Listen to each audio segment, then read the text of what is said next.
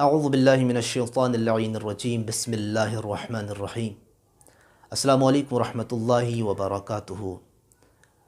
کائنات کا قیمتی ترین انسان، کائنات کی قیمتی ترین شخصیت کون ہے؟ شہنشاہ امامت و ولایت حضرت امیر المؤمنین علی بن ابی طالب علیہ السلام کی ذات گرامی ہے، اور آپ وہ عظیم شخصیت ہیں کہ واحد آپ ہیں کہ جنہوں نے یہ دعویٰ کیا فزت ورب الکعبہ، کہ آج علی کعبے کی قسم اٹھا کے یہ کہتا ہے کہ علی کامیاب ہو گیا۔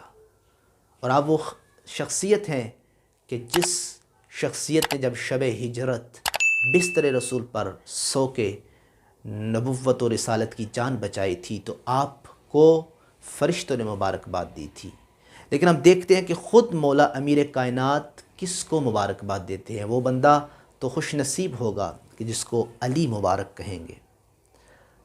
حضرت علی بن ابی طالب علیہ السلام نے ارشاد فرمایا، طوبیٰ لمن ذکر المعاد وعمل للحساب وقنع بالکفاف ورضی عن اللہ۔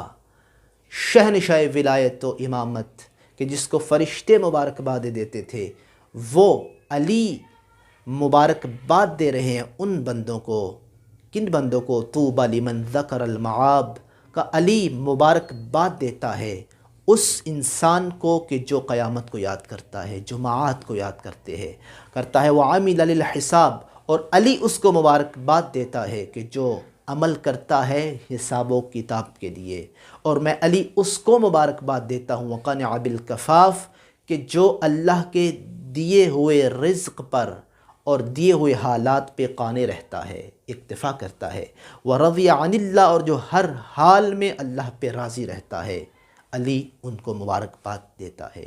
لہٰذا علی مبارکباد دے رہے ہیں اس انسان کو کہ جو قیامت کو یاد کرتا ہے، جو حساب و کتاب کے لیے عمل کرتا ہے، جو اللہ کے دیے ہوئے پہ اکتفا کرتا ہے، قانع رہتا ہے، جو اللہ کی ہر دی ہوئی حالت پر راضی رہتا ہے۔ اللہ کا ولی اس کو مبارکباد کہہ رہا ہے۔ لہٰذا اگر کوئی یہ چاہتا ہے کہ وہ علی ولی کی زبان سے مبارکباد وصول کرے، اسے چاہیے ہمیشہ قیامت کو یاد کرے، عمل کرے، ریاکاری کے لیے نہ کرے، بلکہ اللہ کو حساب دینے کے لیے عمل کرے۔